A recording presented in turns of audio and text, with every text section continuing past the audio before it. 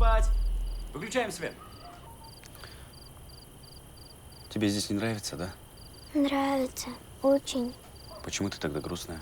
Мама меня сюда отправила. Знаю. Она хотела, чтобы ты отдохнула.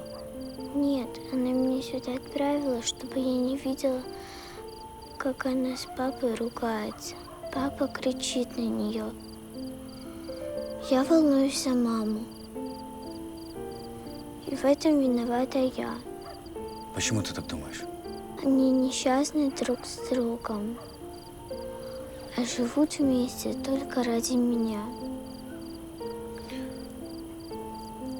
А хочешь завтра позвонить маме? М?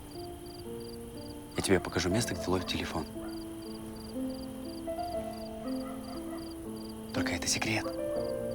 Никому не рассказывай про это место. Хорошо?